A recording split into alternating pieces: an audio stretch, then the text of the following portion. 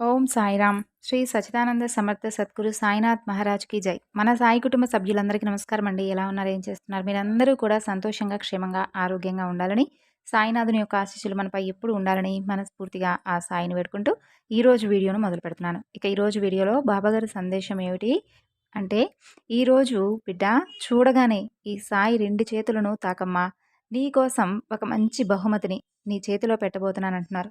మరి ఈ సందేశానికి ఉన్నటువంటి పరమార్థం ఏమిటో తప్పకుండా తెలుసుకుందామండి.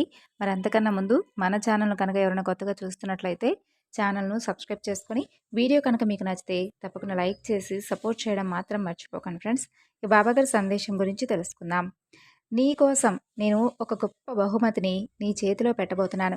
ఎన్నో రోజులుగా అడుగుతున్నావుగా బాబా, ఎంతో ఆశగా. నేను ఇప్పటి వరకు జీవితంలో నిన్ను ఎప్పుడు ఏది అడిగింది లేదు, కానీ నేను అడిగినటువంటి నా కోరికను నేను ఎన్నో రోజుల నుండి వేచి చూసేలా చేస్తున్నావు తప్ప, దానిని మాత్రం అసలు ఏ మాత్రం దాని వలన ఎలాంటి ఉపయోగం లేకుండా, అసలు దాని ప్రస్తావనే లేకుండా, దాని గురించి ఏ మాత్రం పట్టించుకోకుండా ఎందుకు బాబా దూరంగా పెడుతున్నావు?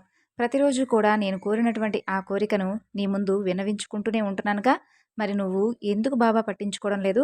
అందరి సమస్యలను తీరుస్తావు, అందరి బాధలను వింటావు, అలాగే అందరి కోరికలను తీరుస్తూ సర్వాంతర్యామిగా ప్రతి ఒక్కరి హృదయాలలో నిలిచిపోయినటువంటి ఓ సాయి, నిన్ను ఇలా ప్రతిరోజు కూడా నేను ఎంతో బాధతో, దుఃఖంతో నిన్ను అడుగుతూనే ఉంటున్నాను. నా మొర నువ్వు వినిపించుకోవడం లేదా? లేదంటే నీకున్నటువంటి భక్తులందరిలో కూడా ఈ భక్తుడి యొక్క మాటలు కానీ, బాధ కానీ నీకు అర్థం కాక వినిపించడం లేదా? ఒక్కొక్కసారిగా నాకు నీపై ఉన్నటువంటి నమ్మకం కూడా తొలగిపోతుందేమో అనే భయం, ఆందోళన ఎక్కువైపోతున్నాయి బాబా. అంటే మీ కోరికల వలయంగా మాత్రమే ఈ బాబాను చూస్తున్నారా? కేవలం ఈ బాబా మీ కోరికలు నెరవేర్చడానికి, మీరు దుఃఖంతో ఉన్నప్పుడు మీ సమస్యలను తీర్చడానికి మాత్రమే పనికొచ్చే ఒక ఆయుధంలా, వస్తువులా మీరు చూస్తున్నారా? అలా చూస్తూ, అలా భావించిన నాళ్ళు మీకు ఈ సాయి యొక్క సాక్షాత్కారం కానీ, ఈ సాయి అనుగ్రహం కానీ, లేదంటే మీరు కోరిన దాని వలన, అలాగే మీరు బాధతో అడిగినటువంటి ప్రతి మాటను కూడా మీకుగా వినిపిస్తాయి తప్ప, నా మాటలు మీకెప్పుడూ కూడా వినిపించవు. ఒకటైతే నిజం, మీరు ఎంత బాధతో ఉన్నా, ఎంత ఆవేదనతో ఉన్నా, మీ కోరిక నెరవేరడం లేదని మీరెంత నిరాశగా ఉన్నా కూడా, ఈ సాయిపై కొండంత నమ్మకం, ప్రేమ, అలాగే భక్తి ఉండాలి. అవి కూడా చాలా విశ్వాసభరితంగా ఉండాలి. కేవలం ఈ సాయిని ఒక వస్తువుగానో, లేదంటే నాకు ఉపయోగపడేటటువంటి ఒక దైవంగానో భావిస్తే, మీరు మాత్రం ఎప్పటికీ కూడా దైవం యొక్క అనుగ్రహాన్ని పొందలేరు. కేవలం బాబా అనుగ్రహమే కాదు, ఏ భగవంతుని యొక్క అనుగ్రహం కూడా లభించదు. ఒక్కొక్కటిగా మీకు మీద పడేటటువంటి కష్టాలు, మిమ్మల్ని బాధ పెట్టేటటువంటి క్షణాలు, మీకు ఎంతో హాని కలిగించేటటువంటి కొన్ని సమయాలు ఉండవచ్చు, నేను ఒప్పుకుంటాను. బాబాగారి సందేశానికి ముందుగా చాలామంది గురువుగారి గురించి అడుగుతున్నారండి. చాలా సంతోషం. గురువుగారు నిజంగా మనకున్నటువంటి సమస్యలను ఒక్కొక్కటిగా తొలగించే విధంగా మంచి పరిష్కార మార్గాన్ని అయితే తెలియజేస్తున్నారు. మనకి ఎన్నో సమస్యలు ఉంటూ ఉంటాయండి. ఆ సమస్యకు తగినటువంటి పరిష్కార మార్గం దొరకక ఒక్కొక్కసారి మనకు అనిపిస్తూ ఉంటుంది, మన సమస్యకు తగినటువంటి పరిష్కారాన్ని తెలియజెప్పేటటువంటి గురువుగారు ఎవరైనా ఉంటే బాగుండని. అలా మన సాయిబాబా వారి ఆశీస్సులతో జ్యోతిష్యం చెబుతారండి గురువుగారు. ఉన్నట్లుగా మన గురించి, మనం ఏ సమస్య గురించి అయితే బాధపడుతున్నామో ఆ సమస్యకు తగినటువంటి పరిష్కార మార్గాన్ని పూజల రూపంగా కానీ, లేదంటే పరిహార మార్గంగా కానీ, ప్రేమ, పెళ్లి, ఉద్యోగం, ఇలా మన సమస్యను బట్టి శాశ్వతమైనటువంటి పరిష్కార మార్గాన్ని తెలియజేస్తారు. వారి ఫోన్ నెంబర్ 9030108299. ఇక బాబాగారి సందేశం గురించి తెలుసుకుందాం. నీ మనసు నిండా కూడా కష్టాలున్నాయని, కన్నీళ్లున్నాయని, భగవంతుడు కేవలం వాటి కోసం మాత్రమే నిన్ను పుట్టించాడని, నీ మనసులో ఉన్నటువంటి కోరికలను ఆయన సఫలీకృతం చేయడం లేదని ఇలా నిరాశ చెందుతూ భగవంతుడిపై, అలాగే దైవనిందన చేయడం అసలు నీకు మంచిదే కాదు. నువ్వు పూర్తి విశ్వాసాన్ని, నమ్మకాన్ని ఎప్పుడైతే ఉంచుకుంటావో అప్పుడే నువ్వు నీకున్నటువంటి కష్టాల నుండి కావచ్చు, లేదా నీ కోరికల నుండి కావచ్చు, త్వరగా నీకు ఉపశాంతి లభిస్తుంది. అనవసరంగా కారణం లేకుండా వచ్చేటటువంటి కోపం కావచ్చు, లేదంటే అసలు గౌరవమే ఇవ్వనటువంటి బంధం కావచ్చు, బాధ్యత లేనటువంటి యవ్వనం కావచ్చు, కేవలం అలంకరణతో మాత్రమే వచ్చే అందం కావచ్చు, ఇవన్నీ ఎక్కువ కాలం నిలబడవు. కాబట్టే నువ్వు అడిగినటువంటి కోరిక కూడా అలాంటిదే. కొన్ని రోజుల నుండి, కొన్ని నెలల నుండి నువ్వు నన్ను ఒక కోరికను నెరవేర్చడం లేదని చాలా బాధపడుతూ ఉన్నావు. అందుకు ఎంతో నిరాశను వ్యక్తపరుస్తూ ఉన్నావు.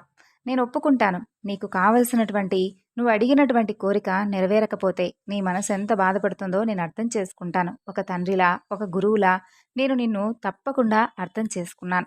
కాబట్టే ఈరోజు నువ్వు అడిగినటువంటి కోరికతో ఒక గొప్ప బహుమానాన్ని నీకు పరిచయం చేయబోతున్నాను. బాబా, ప్రతిరోజు కూడా నేను అడగడమే తప్ప నువ్వు అసలు ఎప్పుడు నా కోరిక నెరవేరుస్తావు అని అంటున్నావు చూడు. నేను ఈ పాటికి నీ కోరిక నెరవేర్చి ఉంటే నువ్వు పూర్తిగా నష్టాల్లో కూరుకుపోయి ఉండేవాడివి.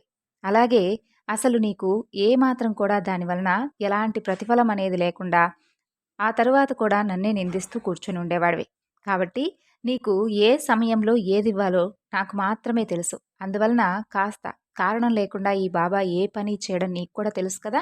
కాబట్టే కారణం లేకుండా ఏ పని కూడా అర్ధాంతరంగా ముగిసిపోదు. అర్ధాంతరంగా దానికై అది పూర్తి కాదు. కాబట్టే నీకు సమయం ఇంకా రాలేదు కాబట్టే నువ్వు అడిగినటువంటి కోరిక కాస్త ఆలస్యం జరుగుతూ వచ్చింది. ఈ మాత్రం దానికే ఇంత నిరాశగా ఉండాలో చెప్పు? నీ మనసేమిటో, అలాగే నీ మనసులో ఉన్నటువంటి కోరికేమిటో ఈ బాబాకు తెలియదా? బాబా అంటూ నా వేలు పట్టి నడిచినప్పటి నుండి నీ యొక్క ప్రతి ఒక్క బాధ్యతను నేనే స్వీకరించానని చెప్పాను కదా! ఓపిక పట్టు. ఎందుకంటే నీకు నా మీద ఎంత నమ్మకం ఉందే అనేది దానికంటే కూడా నీ కోరిక నీకు నెరవేరాలి అనేటటువంటి పట్టుదల, ఆశ నీలో ఎక్కువగా ఉన్నాయి. ముందు నాపైనే కాదు, ఎవరిపైనైనా సరే నమ్మకాన్ని పెంచుకో. ఆ నమ్మకమే నిన్ను చివరి వరకు జాగ్రత్తగా కాపాడుతుంది.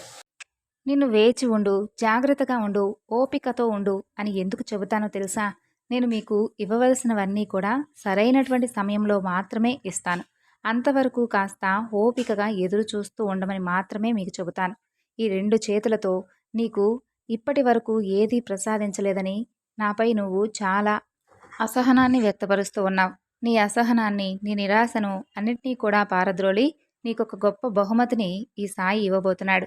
నీకు అవధుల్లేనటువంటి సంతోషాన్ని పరిచయం చేయబోతున్నాడు. నీ కోరిక నెరవేరినప్పుడు తర్వాత మరలా కూడా ముందు ముందు రోజుల్లో ఏదైనా సమస్య వస్తే ఏమిటి బాబా ఇది అంటూ మరలా నాపై నిష్ఠూరాలాడవద్దు.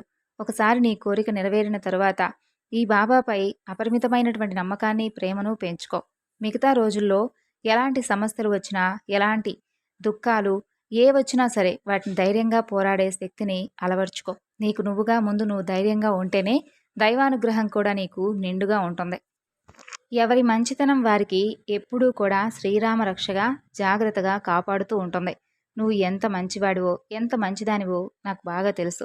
ఇప్పుడు ఉన్నటువంటి నీ నడవడికే ముందు ముందు రోజుల్లో కూడా, అంటే నీ కోరిక నెరవేరినప్పుడు కూడా ఇంతే విధంగా ప్రతి ఒక్కరితోనూ నడుచుకుంటూ నీ మంచితనాన్ని ఎప్పుడూ కూడా సంతోషంగా, ఆనందంగా గడుపుతావని, నలుగురితోనూ ఎప్పుడూ మంచివాడు అని అనిపించుకుంటావని ఈ సాయి చాలా ఆశపడుతూ ఉన్నాడు.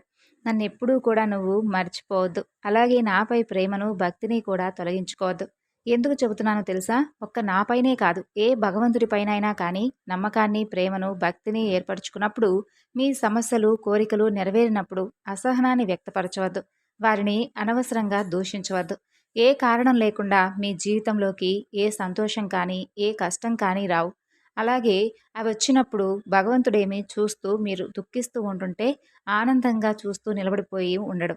కాబట్టి ఎవరిపైనైనా కానీ ముఖ్యమైనది నమ్మకం. ఆ నమ్మకాన్ని నువ్వు ఎంత పెంచుకుంటే భగవంతుడు కూడా నీపై అంతే ప్రేమను, ప్రతి విషయంలోనూ బాధ్యతను స్వీకరిస్తాడు. కాబట్టి ఇప్పటికైనా భగవంతుడిపై నమ్మకాన్ని, ప్రేమను, భక్తిని పెంచుకో.